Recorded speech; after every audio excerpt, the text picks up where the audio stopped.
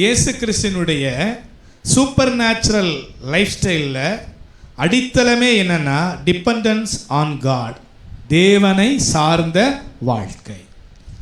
நாம் அறிந்திருக்கிறோம் இயேசு கிறிஸ்துவானவர் திரித்துவத்தில் ரெண்டாவது நபர், தேவனுக்கு சமமானவர்.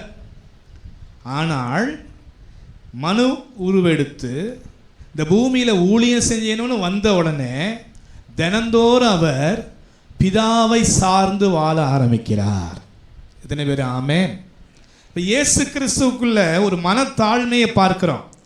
யோவான் சுவிசேஷம் 5ஆம் அதிகாரம் 19ஆம் வசனத்தை நாம் வாசிக்க கேட்கும் பொழுது, யோவான் 5:19, அப்பொழுது இயேசு அவர்களை நோக்கி, மெய்யாகவே மெய்யாகவே நான் உங்களுக்கு சொல்லுகிறேன், பிதாவானவர் செய்ய குமாரன் காண்கிறது எதுவோ அதையே அன்றி வேறொன்றையும் தாமாய் செய்ய மாட்டார். குமாரன் பிதாவானவர் காண்பிக்கிறதை தான் செய்கிறாரே ஒழிய தானாக என்ன பண்ணவில்லை, எதையும் செய்யவில்லை என்கிறார். அப்ப என்ன அர்த்தம்? இயேசு கிறிஸ்து முழுக்க முழுக்க பிதாவையே சார்ந்து வாழ்ந்தார். அல்லேலூயா. அப்ப இயேசு கிட்ட இருந்து நம்ம கற்றுக்கொள்கிறது என்னன்னா, முதல் பாடம் தேவனை சார்ந்த வாழ்க்கை. இயேசு கிறிஸ்துவுக்கு சரீரத்தில் பலன் இருந்துச்சா? இருந்துச்சு. ஞானம் இருந்துச்சா? இருந்துச்சு. திறமை இருந்துச்சா? இருந்துச்சு. வசதி இருந்துச்சா? இருந்துச்சு. எல்லாம் இருந்தாலும் அது நடுவில் இயேசு என்ன பண்ணாரு?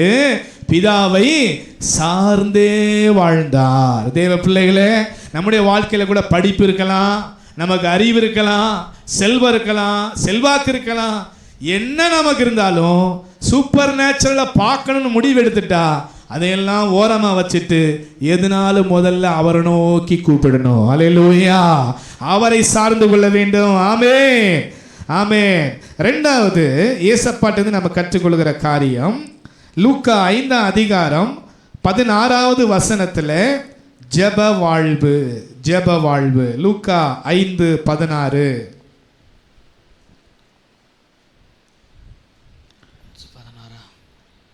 இயேசு என்ன செய்றார் பாருங்க.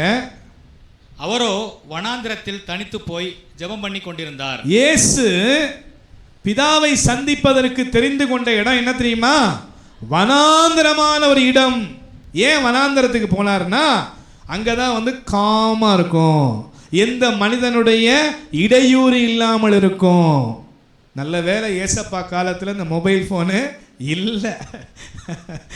நான் விசுவாசிக்கிறேன், இருந்திருந்தா கூட அவர் நிச்சயமாக சுவிட்ச் ஆஃப் பண்ணி சீடர்களில் கொடுத்துட்டு போயிருந்திருப்பார். உண்மையிலே சொல்கிறேங்க, நம்முடைய பெரும்பாலான நேரங்களை வீணாக்குவது இந்த மொபைல் ஃபோன் தான். இதில் இருக்கக்கூடிய டேட்டா தான் நம்மளை லைஃப்பில் ரொம்ப பல பிரச்சனைகளை கொண்டு போய் சிக்க வச்சுக்கிட்டு இருக்குது. தேவையில்லாததை தெரிஞ்சிக்க வைக்குது, நிம்மதியை கெடுக்க வைக்குது. அதனால் ஏசப்பா நிச்சயமாக மொபைல் ஃபோனில் ப்ரேயரை யூஸ் பண்ணியிருக்க மாட்டார். ஆனாலும் கூட அதுக்கப்புறம் வேணால் யூஸ் பண்ணியிருப்பார். சரி, இப்போ நம்ம மேட்ருக்கு வருவோம். இயேசு கிறிஸ்து பிதாவை எப்படி சார்ந்தார்னா, தனிமையில் போய் ஜெபித்து ஜெபித்து உறவாடி உறவாடி உறவாடி பிதாட்டேந்து ஜெபத்தின் மூலமாய் அந்த வல்லமையை அவர் சேகரித்து கொண்டார். ஒரு அல்லேலூயா. அவ மாம்சத்தில் நீங்க இருந்தாலும் சூப்பர் நேச்சுரல்ல செயல் பண்ணும்னா வாட் இஸ் த கீனா, அதுதான் ஜெபம். என்ன ஜெபம்? எனக்கு இதை தாங்க அதை தாங்க ஜெபம் இல்லை.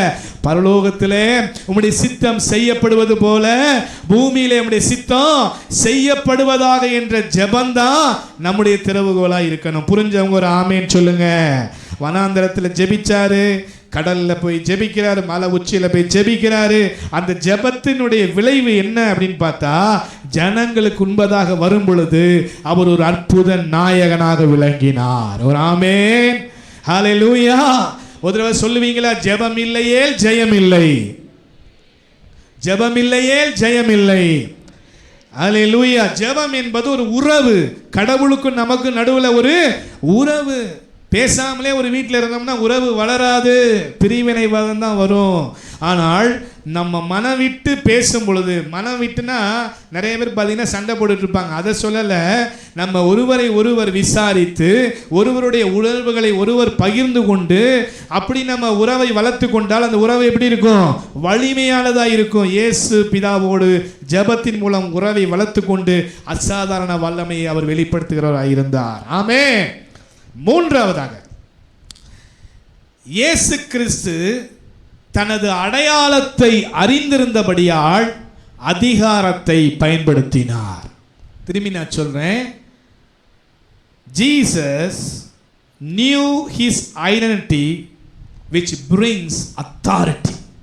தன்னுடைய அடையாளம் என்ன என்பதை இயேசு அறிந்திருந்தபடியால் அந்த அடையாளத்தில் இருந்த அதிகாரம் தானாகவே வெளிப்பட்டது. ஒரு அல்லேலூயா.